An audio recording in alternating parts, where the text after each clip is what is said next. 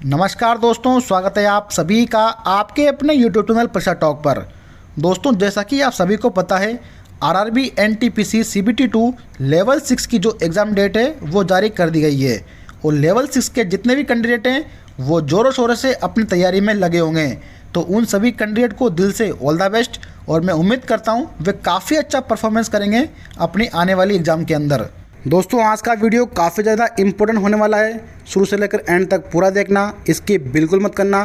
काफ़ी कुछ जानकारी मिलेगी आज के इस वीडियो में और आज के इस वीडियो में आप लोगों को सीखने को मिलेगा एनटीपीसी सीबीटी 2 में किस टॉपिक पर आप लोग को सबसे ज़्यादा फोकस करना है मैथ के अंदर। तो दोस्तों, आज का ये जो वीडियो है वो न केवल लेवल 6 के कैंडिडेट हैं, बाकी जितने भी कैंडिडेट जो कि जितने भी लेवल के अंदर क्वालिफाई हुए हैं उन सभी के लिए होने वाली है। दोस्तों, आज के इस वीडियो में हम ऐसे मैथ के कुछ टॉपिकों के बारे में जानेंगे जिसको बहुत से कैंडिडेट छोड़कर चले जाते हैं और जैसे ही उन टॉपिक से सवाल पूछे जाते हैं तो कई सारे स्टूडेंट परेशान होते हैं एग्ज़ाम के अंदर कि यार हमने तो ये टॉपिक पढ़ा नहीं और इस टॉपिक से ये सवाल आ चुका है। तो ऐसे कुछ टॉपिकों के बारे में मैं आप लोगों को बताऊंगा इस वीडियो में, जिनको आप अगर पढ़ के जाएंगे तो आपका जो परफॉर्मेंस है वो काफ़ी लाजवाब होगा अपनी एग्ज़ाम के अंदर। क्योंकि दोस्तों, होता क्या है कि कई बार जब हम कोई एग्ज़ाम देने जाते हैं तो मैथ के जितने भी टॉपिक हैं हम सब पढ़ के जाते हैं, लेकिन कुछ 4-5 टॉपिक ऐसे होते हैं जहां से हर कोई स्टूडेंट सवाल पढ़ता नहीं है और वहां से सवाल पूछ लिया जाता है अक्सर। तो और उन सवालों को करने के लिए आप लोग को काफ़ी ज़्यादा दिक्कतों का सामना करना पड़ता है। तो इस वीडियो में हम यही जानेंगे कि कौन से ऐसे टॉपिक है जिनको आप लोग को करना चाहिए, ताकि अगर आप लोग के सवाल पूछ लिए जाए तो डेफिनेटली आप उस सवाल को सोल्व कर पाएँ। दोस्तों, आपने एनटीपीसी सीबीटी फर्स्ट का पेपर दिया है और आप लोगों ने देखा है कि कुछ शिफ्टों के अंदर उन टॉपिकों से सवाल पूछे गए हैं जिनसे आप लोग पढ़ के नहीं गए और एग्ज़ाम में वो सवाल आए और वो सवाल आप लोगों से नहीं बना। तो दोस्तों, मैं ये चाहता हूँ, इस वीडियो का दोस्तों मकसद यही है कि मैं कुछ एक्स्ट्रा टॉपिक आप लोगों को बताऊँ जिनको आप पढ़ के जाएं और अगर वहाँ से सवाल आता है तो डेफिनेटली आप उस सवाल को कर पाएँ। क्योंकि दोस्तों, मैक्सिमम कैंडिडेट मैक्सिमम टॉपिकों को करके जाते हैं, ये मैं जानता हूँ, और आप लोग भी उन सभी टॉपिकों को पढ़ के जाएंगे, लेकिन कुछ एक्स्ट्रा टॉपिक हैं जिनको आप लोग को पढ़ के जाना है, जिसके बारे में हम आगे इस वीडियो में बात करने वाले हैं। तो दोस्तों, सबसे पहले अगर मैं जिस टॉपिक के बारे में बात करूं कि उस टॉपिक को आप लोग को तो 100% पढ़ के जाना है दोस्तों, वो है नंबर सिस्टम। जी हाँ दोस्तों, नंबर सिस्टम के बारे में आप लोग सब जानते हैं और आप लोग उसको पढ़ के भी जाते हैं। दोस्तों, मैं बोलता हूँ कि इस टॉपिक को आप लोगों को बिल्कुल घोट के पी के जाना है। इस टॉपिक से सवाल 100% आप लोगों से पूछे जाएंगे और दोस्तों, जितना हो सके उतना एनटीपीसी सीबीटी फर्स्ट में नंबर सिस्टम से जो सवाल पूछे गए हैं वो तो आप बिल्कुल पढ़ के जाएँ। नए टाइप के जो सवाल बन रहे हैं ना नंबर सिस्टम के अंदर, तो वो तो आप 100% पढ़ के जाएं। यहाँ से सवाल आप लोग को 100% पूछने को मिलेगा। तो नंबर सिस्टम का जो टॉपिक है वो आपको पढ़ के जाना है। दोस्तों, सेकंड नंबर जो टॉपिक हमारा वो है ट्रिग्नोमेट्री। दोस्तों, ट्रिग्नोमेट्री से भी सवाल काफ़ी अच्छे पूछे जाते हैं। हालांकि रेलवे के अंदर ट्रिग्नोमेट्री के सवाल इतने टफ पूछते नहीं हैं, लेकिन ट्रिकी सवाल आप लोगों से ज़रूर पूछे जाते हैं जो कि आप लोग काफ़ी बार गलती कर देते हैं। तो ट्रिग्नोमेट्री के वो सवाल आप पढ़ के जाएँ जो कि ट्रिकी सवाल है, जहाँ से सवाल आने की पॉसिबिलिटी बहुत ज़्यादा होती है। दोस्तों, मैंने एनटीपीसी के तमाम जो पेपर है वो देखे हैं मैंने, उसके अंदर लगभग कुछ शिफ्टों के अंदर जो ट्रिग्नोमेट्री के सवाल है, बाकी मैक्सिमम शिफ्टों में ट्रिग्नोमेट्री सवाल इजी पूछते हैं, फॉर्मूले बेस्ड पूछते हैं, लेकिन कुछ सवाल ट्रिकी बेस्ड पूछ ले जाते हैं जो कि कई सवाल स्टूडेंटों से नहीं हो पाते हैं। इसलिए ट्रिग्नोमेट्री की प्रैक्टिस आप लोग को करके जानी है। तो नंबर सिस्टम और ट्रिग्नोमेट्री ये दो टॉपिक तो आप लोगों को पढ़ के जाने हैं। हालांकि ये टॉपिक जो आप ऑलरेडी पढ़ते हैं, फिर भी आप लोगों को इनके ऊपर ज़्यादा मेहनत करते हुए चलनी है, ताकि इनसे संबंधित जो सवाल एग्जाम में आए उस पर गलती आप बिल्कुल ना करें।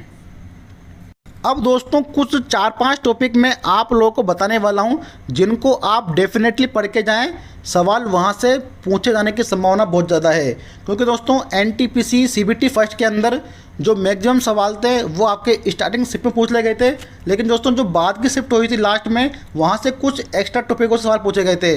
दोस्तों, उस टॉपिक के अंदर जो पहला टॉपिक आता हमारा दोस्तों वो है रोमन संख्या। जी हाँ दोस्तों, आपने देखा होगा कि एनटीपीसी सीबीटी फर्स्ट के अंदर रोमन संख्या से सवाल पूछे गए थे। तो रोमन संख्या का टॉपिक है वो आप लोग को पढ़ के जाना है। यहाँ से भी सवाल डेफिनेटली पूछ जाने की संभावना बहुत ज़्यादा है। दोस्तों आप ये लोग यूँ मत सोचना कि भाई रोमन संख्या से सवाल एनटीपीसी सीबीटी में फर्स्ट में पूछ लिया तो मेन में नहीं आएगा। दोस्तों अगर ये सवाल आ गया ना तो वास्तव में आप लोग को दिक्कत बहुत ज़्यादा होने वाली है। इसलिए दोस्तों एनटीपीसी सीबीटी 2 आपका लास्ट एग्जाम है, इसके बाद आप लोग को कोई और एग्ज़ाम नहीं देना। इसलिए जितनी भी कमी है आप लोग को पूरे करते हुए चलना है। अभी लेवल 6 के एग्ज़ाम में लगभग 20-25 दिन के टाइम बचा है। आप लोग आराम से 4-5 दिनों के अंदर जो टॉपिक मैं आपको बताऊँगा, 4-5 टॉपिक ऐसे टॉपिक वो आप आराम से पढ़ सकते हो। मतलब आप लोगों को अपनी तैयारी को मजबूत करते हुए चलना है। एग्जामिनर चाहे आप लोगों से किसी भी टॉपिक सवाल पूछ ले, लेकिन आप लोग को कहीं भी चूकना नहीं है। इसलिए दोस्तों रोमन संख्या जो टॉपिक है इसको आप लोग को पढ़ के जाना है, छोड़ के बिल्कुल नहीं जाना। दोस्तों हमारा नेक्स्ट टॉपिक है सांख्यिकी। दोस्तों इस सांख्यिकी जिसको हम अंग्रेजी बोलते हैं स्टैटिक्स। हालांकि दोस्तों आप लोग इस टॉपिक को पढ़ते हैं मैं जानता हूं, जिसमें आप लोगों से माध्यिका पूछी जाती है, बहुलक पूछी जाती है, माध्य पूछ लिया जाता है। हालांकि आप सब लोग पढ़ते हैं, लेकिन दोस्तों सांख्यिकी के अंदर कुछ सवाल आप लोगों के टेबल से बनते हैं। जी दोस्तों टेबल वाले सवाल बहुत ही कम स्टूडेंट हैं जो पढ़ के जाते हैं। इसलिए आप लोगों को टेबल वाले सवालों की भी प्रैक्टिस करके जानी है, ताकि अगर वो सवाल एग्जाम के अंदर आए तो डेफिनेटली आप उसको सोल्व कर सके। बिना टेबल वाले सवाल आप आसानी से कर दोगे क्योंकि सब लोग पढ़ के जाते हैं उसको, लेकिन टेबल वाले सवाल हर कोई पढ़ के नहीं जाता। इसलिए सांख्यिकी के अंदर जो टेबल आती है दोस्तों, जिसमें 12 मतलब दे रखी होती है, एफ जरा का होता है, माध्यिका निकालने की पूछ लिया जाता है आपसे, तो वो पढ़ के जानी है आपको टेबल वाले सवाल सांख्यिकी के अंदर। दोस्तों हमारा नेक्स्ट टॉपिक है निर्देशांक ज्यामिति। जी हाँ दोस्तों, निर्देशांक ज्यामिति ये टॉपिक भी काफ़ी अच्छा टॉपिक है और यहाँ से भी सवाल आप लोगों से पूछ ले जाते हैं, जिसको इंग्लिश में बोलते हैं कोऑर्डिनेट ज्योमेट्री। दोस्तों निर्देशांक ज्यामिति से भी सवाल कई बार एग्जाम के अंदर पूछ ले जाते हैं। एनटीपीसी सीबीटी फर्स्ट में आप लोगों ने देखा होगा। तो इस टॉपिक को भी आप लोगों को पढ़ के जाना है, इसको छोड़ के नहीं जाना। बहुत कम लोग होते हैं जो इन टॉपिकों को पढ़ते हैं और मैक्सिमम स्टूडेंट इन टॉपिकों को छोड़ कर चलाते हैं कि सोचते हैं कि यार सवाल 1-2 आएंगे तो क्या मतलब है इस टॉपिक पढ़ने से। दोस्तों मेन एग्जाम है आप लोगों की, एक नंबर आप लोगों के लिए काफ़ी ज़्यादा इंपॉर्टेंट है। इसलिए जो टॉपिक मैं आप लोगों को बता रहा हूँ कम से कम आप इनको तो पढ़ के जाएं, ताकि आप जो बाकी अदर स्टूडेंट हैं उनसे एक लेवल अप ऊपर रहें। इसलिए दोस्तों रोमन संख्या, सांख्यिकी के अंदर टेबल वाले सवाल और निर्देशांक ज्यामिति, इन सवालों को आप पढ़ के जाएँ। दोस्तों हमारा नेक्स्ट टॉपिक है सर्किल यानी कि वृत्त। दोस्तों वृत्त के बारे में आप लोगों ने क्या पढ़ रखा है, उसका एरिया पढ़ रखा है, उसकी परिधि पढ़ रखी है, उसकी त्रिज्या, एरिया, बस ये पढ़ रखा है आप लोगों ने। दोस्तों वृत्त के अंदर जो वृत्त की समीकरण आती है, जी हाँ दोस्तों वृत्त की समीकरण जिसमें आप लोगों से त्रिज्या पूछ ली जाती है, उसका केंद्रक पूछ लिया जाता है, तो वो आप लोग को पढ़ के जानी है। क्योंकि दोस्तों एनटीपीसी सीबीटी फर्स्ट के अंदर वृत्त की समीकरण से कई सारे सवाल पूछे गए हैं जो कि मैक्सिमम स्टूडेंट के गलत हुए हैं। क्योंकि दोस्तों ये जो टॉपिक है वृत्त की इक्वेशन, ये 10th क्लास का टॉपिक नहीं है, ये 11-12 के अंदर चलता है, लेकिन आप लोगों से पूछ लिया गया था। इसलिए दोस्तों इक्वेशन की जो वृत्त की जो समीकरण ना, उसको आप लोगों को पढ़ के जाना है।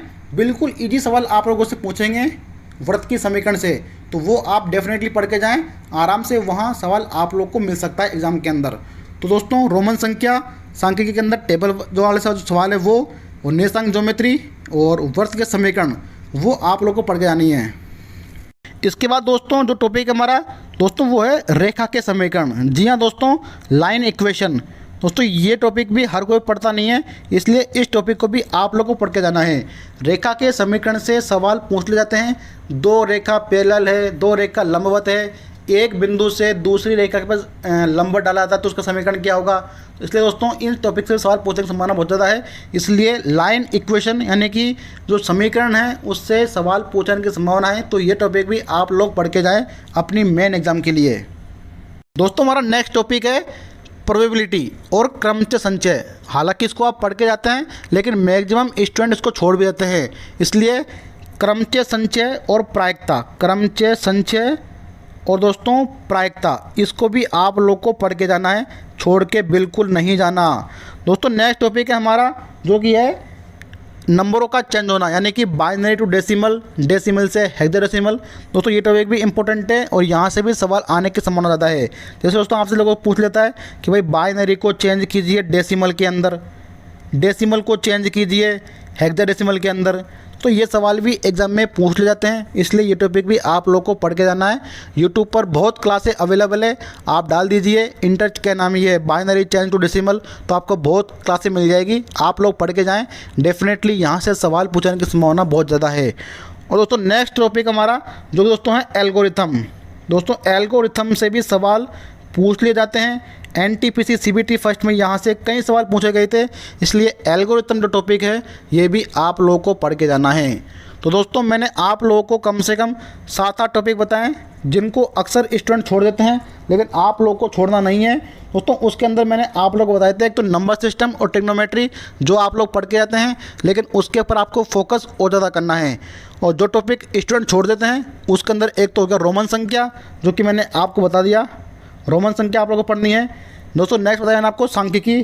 सांख्यिकी के अंदर जो टेबल वाले सवाल हैं वो आपको पढ़ के जाने हैं, टेबल वाले सवाल, ठीक है। और दोस्तों उसके बाद मैंने आपको बताए हैं निर्देशांक ज्यामिति यानी कि कोऑर्डिनेट ज्योमेट्री, वो आपको पढ़ के जानी है। दोस्तों नेक्स्ट बताया आपको मैंने वृत्त के समीकरण, ठीक है दोस्तों। वृत्त के जो समीकरण हैं वो मैंने आपको बताएं, तो वृत्त के समीकरण भी आप लोग पढ़ के जानी है। दोस्तों नेक्स्ट मैंने आपको बताया रेखा के समीकरण, रेखा के जो समीकरण हैं वो भी आप लोग को पढ़ के जाने हैं। यहाँ से भी सवाल आप लोगों से पूछ लिए जाते हैं। दोस्तों राइटिंग पर ध्यान मत देना, मैं बोल रहा हूँ आप लोगों को, आप लोग सुनिए बस। राइटिंग आप लोगों को ध्यान नहीं देना, राइटिंग कैसी है कैसी नहीं है, आप लोग सुनिए और अपने परफॉर्मेंस को बेहतर कीजिए। रोमन संख्या, सांख्यिकी, निर्देशांक ज्यामिति, वृत्त के समीकरण, रेखा के समीकरण, बाइनरी टू डेसिमल, डेसिमल से हेक्साडेसिमल, ऑक्टल संख्या को चेंज करना, वो आप लोग को आना चाहिए। और दोस्तों एल्गोरिथम, एल्गोरिथम के जो सवाल है लोग वाले जो सवाल बोलते हैं उनको, जिनके आगे लोग अगर रहता है, वो सवाल भी आप लोग को पढ़ के जाने हैं। ये दोस्तों कुछ टॉपिक हैं जो कि आप लोगों के जो बुक है उसके अंदर बहुत कम मिलेंगे, एक्स्ट्रा ही आप लोग को पढ़ के जाना है। ये जो इतने भी टॉपिक हैं आप लोग को यूट्यूब पर अवेलेबल है, सर्च करके आप पढ़िए और डेफिनेटली यहाँ से आप अच्छा स्कोर कर सकते हैं। दोस्तों इन टॉपिकों को आप पढ़ के जाओगे ना तो आप लोग ये मान के चलिए कि मैथ के अंदर आप 100% अपने आप को परिपूर्ण करके चल रहे हो। यानी कि आप लोग ये सोच सकते हैं कि सवाल कहीं से भी आए डेफिनेटली मैं उसको कर सकता हूँ। इसलिए दोस्तों इन टॉपिकों को भी आप पढ़ के जाएँ, डेफिनेटली आपको बहुत फ़ायदा होगा। तो दोस्तों आज के वीडियो में केवल इतना ही, मिलते हैं आपसे नेक्स्ट वीडियो में, तब तक के लिए जय हिंद जय भारत। नेक्स्ट वीडियो में हम बात करेंगे रीजनिंग के बारे में कि रीजनिंग के अंदर आप लोगों को कौन कौन से टॉपिक पढ़ के जाने हैं। धन्यवाद।